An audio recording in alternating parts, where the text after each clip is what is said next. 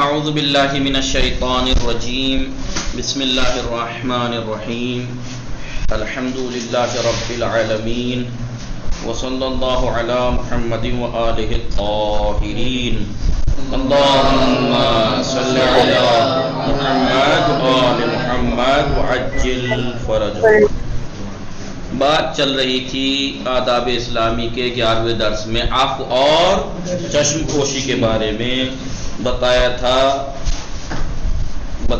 تھا کہ عفو جب کوئی انسان دوسرے کے ساتھ بد اخلاقی کرے یا اس کے حق کو کچھ پامال کرے جانے انجانے میں، تو مومن کا فرض اور ذمہ داری جو اسلام نے بتائی ہے ایسے وقت میں وہ کیا ہے؟ عفو اور چشم پوشی، معاف کر دینا۔ بعض جگہ پر معاف کر دینا، بعض جگہ پر اصلاً صفح سے کام لینا، یعنی وہی چشم پوشی کرنا، یعنی دیکھو کو اندیکھا کر دینا۔ بعض جگہ پھر بتایا، اس کے لیے روایات بتائی تھیں، آیات بتائی تھی کہ آیت تک میں آیا ہے کہ بدلہ لینے سے کہیں زیادہ بہتر ہے کہ معاف کر دیا جائے۔ ٹھیک ہے، بدلہ لینے سے اگر سامنے والا پھر بھی باز نہیں آئے تو وہ میں نے کہا تھا کہ آگے بتائیں گے کہ کب تک معاف کر سکتے ہیں، اس کی بھی تو حد ہے کہ کب تک معاف کر سکتے ہیں۔ ٹھیک ہے، اس کی بھی ایک حد ہے، وہ آگے آئے گی، بتائیں گے۔ تو مومن کا فرض ہے کہ، اور بتایا بھی تھا کہ معاف کر کے پچھتانا زیادہ بہتر اور آسان ہے بدلہ لے کر پچھتانے سے۔ حدیث تھی نہیں تھی جی؟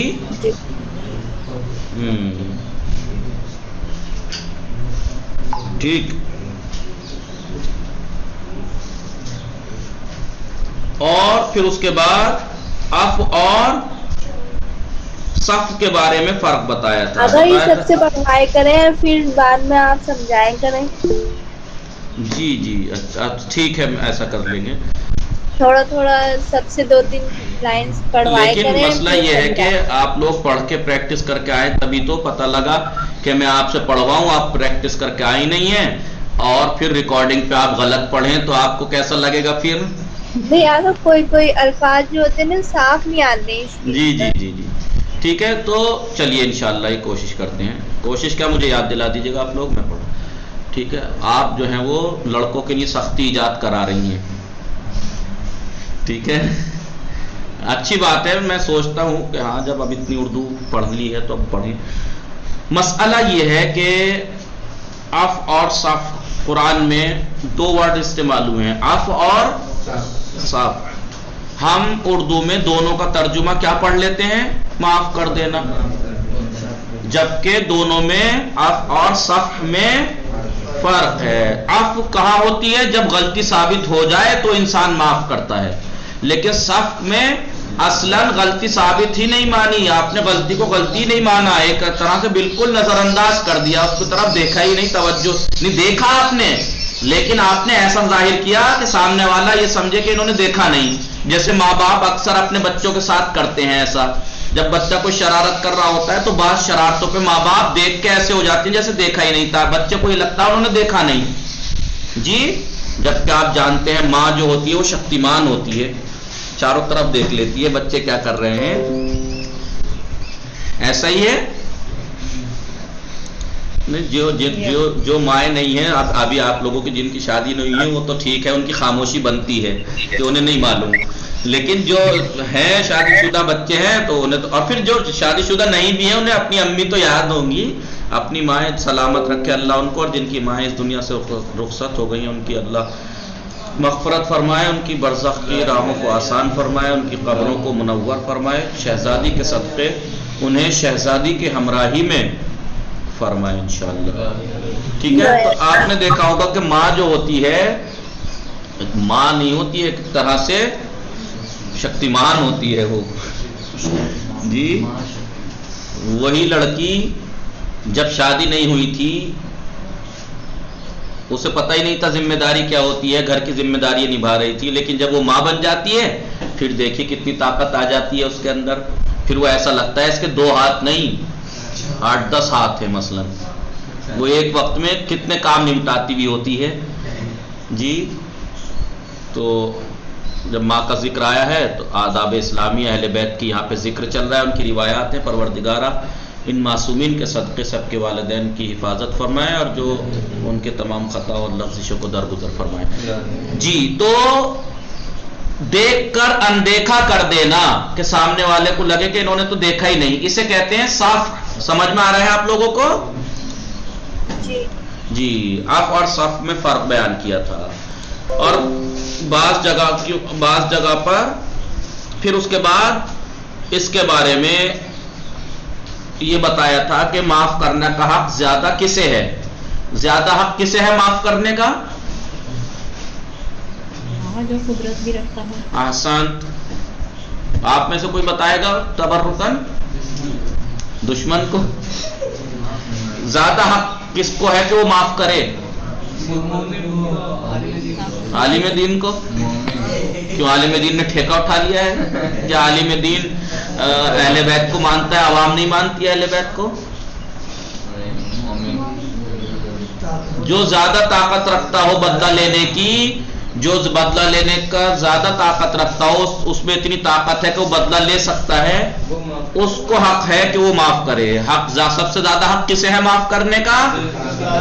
ہاں کہ جو طاقتور ہے، ورنہ بیچارہ کمزور تو چاہے ادھر سے ہو چاہے ادھر سے ہو، اسے تو پس نہیں ہے، وہ مجبوراً اٹھا کے کہہ دے گا وہ میں نے معاف کر دیا. معاف نہیں کیا ہے جی. ہاں جیسے مختار نامے میں دکھاتے ہیں ابراہیم لڑائی کرتے ہوئے کسی کو چھوڑ دیتے ہیں اور کہتے ہیں جا کے یہ کہنا. اچھا ٹھیک. تو ہوتا ہے لیکن ہاں کمزور انسان جو بدلہ نہیں لے سکتا اور وہ یہ کہے میں نے معاف کر دیا، تو یہ معاف کرنا اس کے اندر ایک طرح سے کینہ ایجاد کر سکتا ہے، کیونکہ بدلہ لینے پہ تو بیچارہ قادر ہے نہیں، قدرت ہی نہیں ہے اس میں کہ وہ بدلہ لے اپنا.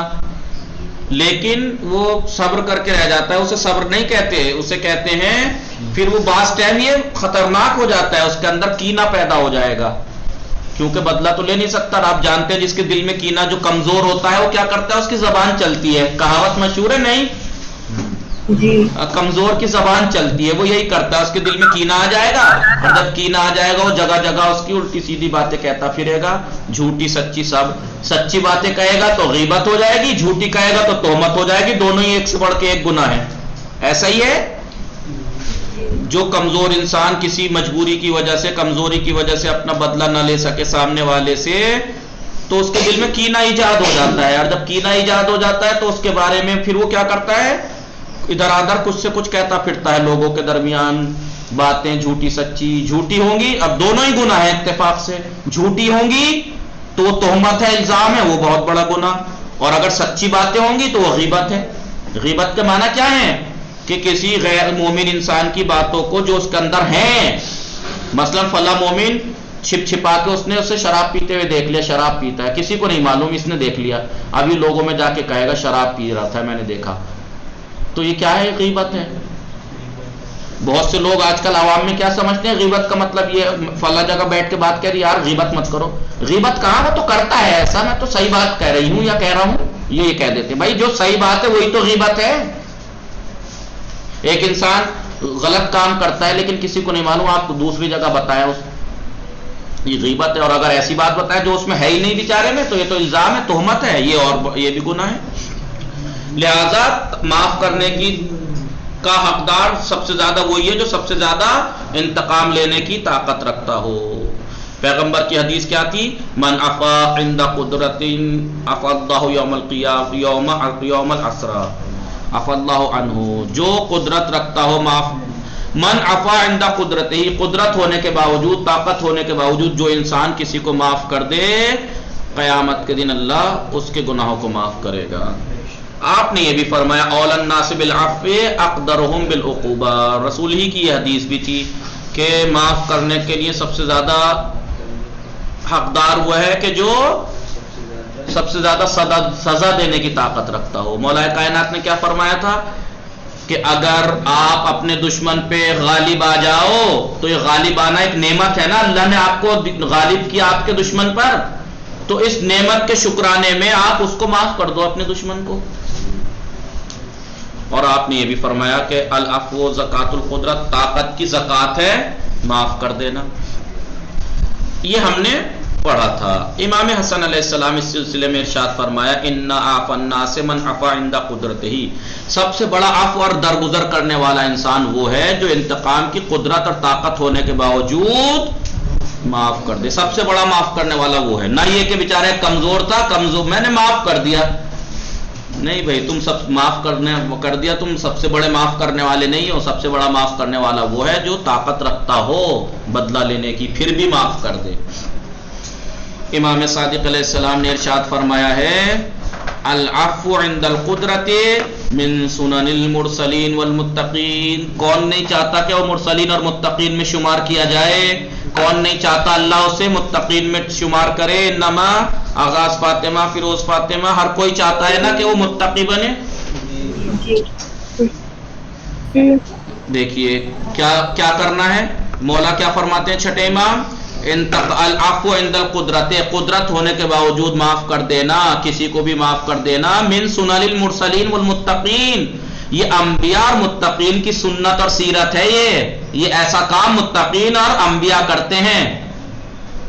اب بتائیے، اور ہم سب سے پہلے اگر کوئی کچھ حرکت کرتا ہے تو اس سے سخت ناراض ہو جاتے ہیں، اور اسے پتا ہے کہ یہ مجھے منع کرے گا کہ بھائی نہیں معاف کر دو، ناراض مت ہو، معاف کر دو. تو سب سے پہلے اسی شخص سے وہ کیا کہیں گے؟ دیکھیے آپ مجھ سے معاف کرنے کو مت کہہ دینا، میں بالکل معاف نہیں کروں گی اسے. سن رہے ہیں آپ؟ نہیں کہہ مت دینا مجھ سے ملنے کو، ان سے میں کبھی معاف نہیں کروں گی. سب سے پہلے اسی انسان کا بٹن دبایا جاتا ہے کہ جو اسے سمجھائے گا کہ معاف کر دو، غلط بات ہے. ٹھیک ہے، تو یہ انبیاء کی سیرت ہے. یہ کیوں نہیں متقین کی سیرت ہے یہ، تو اس سیرت کو کیوں نہیں اپنائیں ہم؟ جی اللہ کا دشمن ہے تو ہمارا کوئی تعلق نہیں اس سے، لیکن وہ اللہ کا تو دوست ہے. کچھ نادانیوں کی وجہ سے ہمارا دشمن بن گیا ہے مثلا، تو ہم کیا اسے معاف نہ کریں؟ اور اتفاق کی بات یہ ہے کہ سب سے زیادہ ثواب اسی کو ملے گا کہ اللہ کا دوست ہے فلاں انسان، لیکن میرے خلاف اس نے بہت برا کیا ہے اور مجھے طاقت بھی تھی بدلہ لینے کی، میں معاف کر دوں. جتنا سخت ہے وہ میرے خلاف، اتنی ہی میں اسے معاف کر دوں جلدی، اتنا ہی اللہ راضی بھی ہوگا ہم سے. تو آئندہ یاد رکھیے گا، جب آپ سب کی چاہے لڑکا ہو چاہے لڑکی، شادی جب ہوں، شادی ہونے کے بعد کوئی ایسا مورد آئے تو لڑکی اپنے ہسبینڈ سے نہ کہے سن لیجئے مجھ سے مت کہنا ان سے ملنے کے لیے، اپنے رشتہ داروں سے معاف نہیں کرنے کی ہوں میں. اور لڑکا بھی اگر لڑکی پڑھی لکھی سمجھدار ہے وہ سمجھائے، اور لڑکا مثلاً تھوڑا ہٹی ہو اور وہ کسی سے اکڑ جائے اور وہ کہے کہ غصہ تھوک دیجئے معاف کر دیجئے، نہیں کہہ مت دینا مجھ سے معاف کرنے کو. ایسا نہ کرنا. کیوں؟ کیونکہ معاف کر دینا متقین کی اور انبیاء کی سیرت ہے. ٹھیک ہے. پیغمبر اسلام صلی اللہ علیہ وآلہ وسلم کی سب سے بڑی فتح کون سی ہے؟ جیت. پیغمبر کی سب سے بڑی جیت فتح مکہ ہے نا. رسول اکرم نے 40 سال کی عمر میں جب نبوت کا اعلان کیا کہ میں نبی ہوں، 40 سال تک تو سب بہت عزت احترام کرتے تھے، امین بھی مانتے تھے، امانتیں اپنی رکھتے تھے، صادق تو مانتے ہی تھے سب کچھ. لیکن جب نبوت کا اعلان کیا تو دشمن بن گئے. 13 سال تک اس کے بعد، نبوت کے اعلان کے بعد، یعنی 53 سال کی عمر تک، 40 سے 53، 13 سال کی عمر تک مکے میں رہے. 13 سال کی عمر تک کہہ رہا ہوں، 53 سال کی عمر تک، یعنی نبوت کے اعلان کے 13 سال تک. ان 13 سال میں اگر آپ مکے کے حالات پڑھ لیں تو آپ سوچ نہیں سکتے کہ کیا کچھ ظلم کیے ہیں آپ کے اوپر، کتنے ظلم کیے ہیں رسول اکرم کے اوپر، اتنا ستایا ہے، اتنا ظلم کیے ہیں کہ آپ سوچ نہیں سکتے. شیب ابی طالب، صرف آپ نے نام سنا ہوگا شیب ابی طالب. اگر آپ نے اس 3 سال رہا تھا شیب ابی طالب، اس شیب ابی طالب کے خالی حالات پڑھ لیں تو آپ سمجھ جائیں گے کہ کتنا ظلم و ستم کیا ہوگا کفار مکہ نے. شیب ابی طالب یعنی آپ سنیں، آپ کے 1-2 رشتہ دار آپ سے بائیکاٹ کر دیں، آپ سے ملنا جلنا چھوڑ دیں تو آپ کو کیسا لگتا ہے؟ لیکن رسول کے گھرانے سے پورے مکے نے بائیکاٹ کر دیا تھا. کس نے؟ پورے مکہ نے کوئی ان کی کوئی چیز نہیں خریدے گا، کوئی ان کو کوئی چیز نہیں بیچے گا. تو اب بتائیے آپ اپنے ہی شہر میں رہ رہے ہوں اور آپ کا بائیکاٹ کر دیا جائے، کوئی آپ کو کچھ بیچ نہیں سکتا، کوئی آپ سے کچھ خرید نہیں سکتا، بھوکے مر جائیں گے. کتنے دن تک زندہ رہ لیں گے آپ؟ 3 سال تک بائیکاٹ کیا آپ کا. تو جناب ابو طالب آپ سب کو لے کے کہاں چلے گئے کہ یہاں شہر میں رہنا تو جان کو بہت زیادہ خطرہ ہے. آپ پہاڑوں کے بیچ میں جو خالی جگہ ہوتی ہے اسے درہ کہتے ہیں، یاد ہے درے وادی جسے کہتے ہیں، وہاں چلے گئے. اس کا نام شیب ابی طالب پڑا. وہاں 3 سال تک آپ رہے اور اتنے سخت پہرے تھے کہ کوئی ان کے پاس کھانا نہ پہنچا دے. اتنے سخت پہرے تھے، اگر کسی نے یہاں ان کی طرف کھانا پہنچایا تو اس کا بھی بائیکاٹ کر دیا جائے گا. سمجھ رہے ہیں آپ؟ یہ لوگ حج کے دنوں میں جنگ، کسی بھی طرح کی جنگ منع ہوتی ہے، کچھ ماہ یہ حرام ہے. وہ جہالت کے زمانے میں بھی اس میں جنگ و جدال نہیں ہوتی تھی. تو جب باہر شہروں کے لوگ وہاں پہ تجارت کرنے آتے تھے تو جب یہ درے سے نکل کر، وادی سے نکل کر وہاں کچھ خریداری کرنے اور اپنا کچھ سامان بیچنے جاتے تھے تو جب ان کا سامان کوئی بیچنے کا نمبر آتا تھا تو قیمت اتنی گرا دیتے تھے مارکیٹ کی کہ آدمی نہ بیچنا بہتر ہو چیز کا. اور جب یہ کوئی چیز خریدنا چاہتے تھے تو اتنا مہنگا کر دیتے تھے جو یہ خرید نہ سکیں. ٹھیک ہے. انہی حالات میں اسی شیب ابی طالب کے فوراً بعد ہی تو اتنے مصیبتیں، اتنے مصائب جھیل کے جناب ابو طالب، اور اس کے 1 سال بعد جناب خدیجہ کا انتقال ہوا. جناب خدیجہ کی کتنی دولت تھی آپ سوچ نہیں سکتے، کتنی دولت مند تھی وہ شیب ابی طالب میں 3 سال ہی تو کام آئی تھی وہ دولت. اتنا سخت دشمن تھے وہ کفار مکہ کہ رسول آخر میں ہجرت کرنی پڑی آپ کو، اپنا گھر، اپنا وطن چھوڑنا پڑا. مدینے گئے. پھر جب مدینے پہنچے تو وہاں لوگوں نے اسلام قبول کرنا شروع کیا، اسلام پھیلنا شروع ہوا، مہاجرین اور انصار بڑھتے گئے. رسول نے طرح کئی جنگیں کرتے گئے. اسلام کا لشکر کا بول بالا ہو گیا سب جگہ کہ بھائی ان سے نہ ٹکرانا. بڑی بڑی جنگیں ایسے ایسے فتح کر دی، بدر اور ساری جنگیں سب ہراتے چلے گئے. جب اتنی طاقت ہو گئی اسلامی لشکر کو کہ اب ان کا کوئی مقابلہ نہیں کر سکتا. اس کے بعد آپ مکہ پہنچے اپنے لشکر کو لے کے. مکے والے تو مختلف جنگیں ہار کے تھک ہار کے بیٹھ ہی گئے تھے، اب ان کے پاس کوئی چارہ ہی نہیں تھا. تو اب بتائیے کہ جہاں پر 13 سال تک کیا کچھ مصیبتیں نہ ڈالی تھیں رسول کے اوپر ان لوگوں نے، اور اب سب سے زیادہ طاقت آپ کے پاس، اتنا بڑا لشکر تھا، تو کیا حال کرنا چاہیے تھا؟ گھروں اگر ہوتا کوئی ایسا ہی گھروں سے نکال کے مارتا، گھروں سے کسی ایک کو نہ چھوڑتا، اپنے لشکر سے کہہ دیتا جاؤ چھوٹ ہے تمہیں جسے چاہے مار دو. ایسا ہی ہوتا جیسے یزید نے کیا تھا کربلا کے بعد، پورا لشکر چھوڑ دیا تھا مدینے پہ، اور اس نے تو قتل و غارت کے لیے نہیں چھوڑا تھا، نعوذ باللہ، اللہ اس پہ لعنت کرے.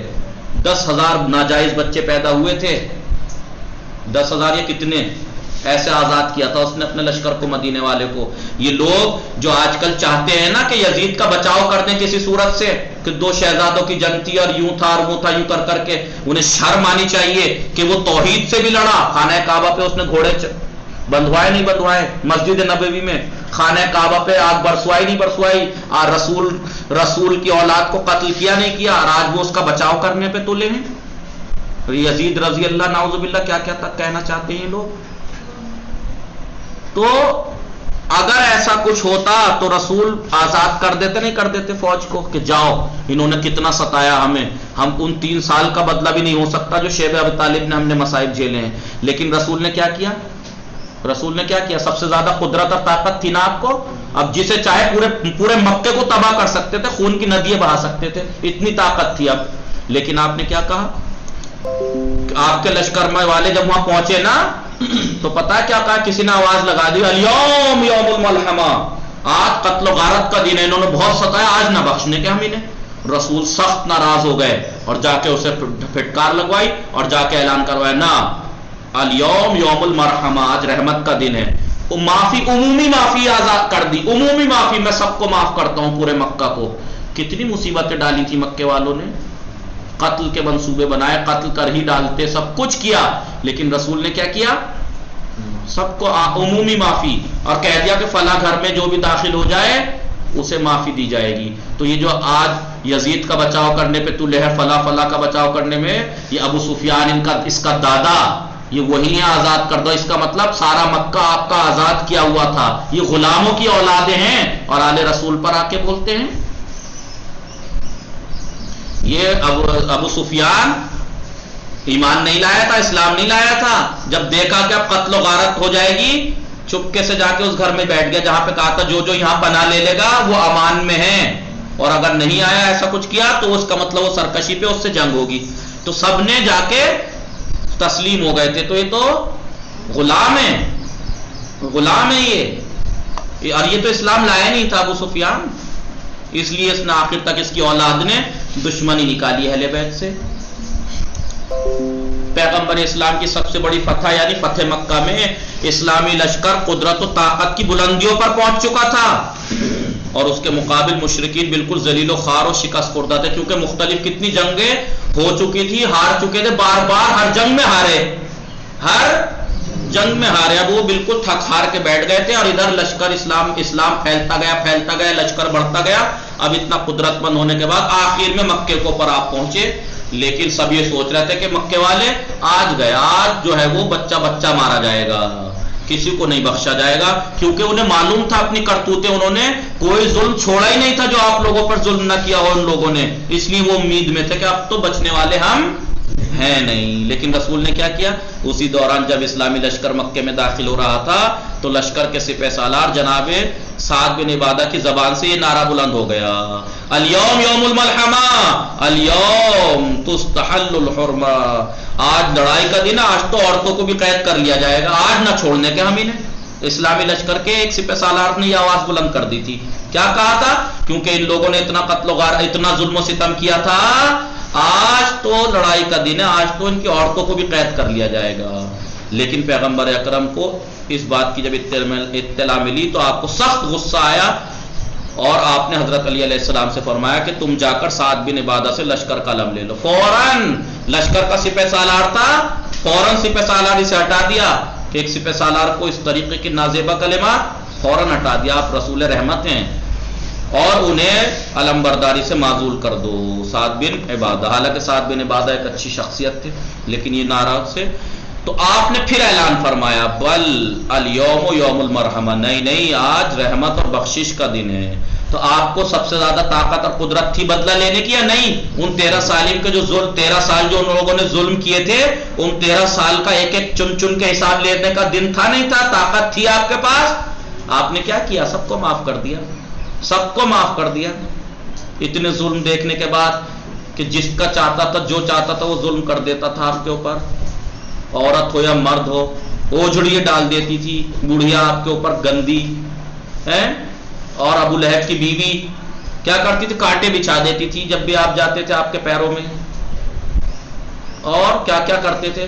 لیکن جب تک جناب ابو طالب زندہ تھے کسی کی مجال نہیں تھی، کسی کی مجال نہیں تھی۔ آپ جب تک جناب ابو طالب زندہ ہیں، جب کی تاریخ اٹھا کے دیکھ لو، کسی کی ہمت نہیں ہوئی بڑے سے بڑے طاقتور کی کہ آپ کے اوپر انگلی بھی اٹھا دے۔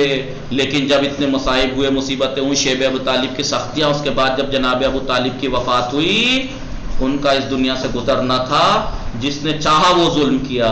تو رسول اکرم جب مٹی میں خاک میں اٹے ہوئے آتے تھے، زخموں سے چور گھر پہ آتے تھے، شہزادی زخموں کو دھوتی تھی، تو رسول بلک بلک کے روتے تھے۔ زخموں کی وجہ سے بلک کے نہیں روتے تھے، چچا کو یاد کرتے تھے کہ میرا چچا جب تک تھا کسی کی مجال نہیں تھی کہ میرے پہ انگلی اٹھا دے، لیکن میرا چچا آج نہیں ہے تو سب میرے اوپر یہ کرتے ہیں۔ تو جناب ابو طالب کو آج کافر کہنے والوں، شرم سے ڈوب مرو بے غیرتوں، کہ رسول روتے تھے، بلک کے روتے تھے، ایسے نہیں کہ خالی لفظی یاد کر لیا، بلک کے روتے تھے اور یاد کرتے تھے کہ میرا چچا جب تک تھا کسی کی مجال نہیں تھی۔ رسالت کو بچایا ہے جناب ابو طالب نے، جس اسلام کو تم مان رہے ہو اس اسلام کے محافظ ہیں، وہ محسن ہیں، وہ اسلام کے اوپر احسان ہے ان کے، محسن اسلام ایسے ہی تھوڑے ہی ہیں وہ۔ لہذا رسول اکرم نے سب کو معاف کر دیا۔ اب آگے انشاءاللہ عفو کے مواقع بیان کریں گے، کل انشاءاللہ پڑھیں گے۔ وصلی اللہ علی محمد وآلہ الطاہرین۔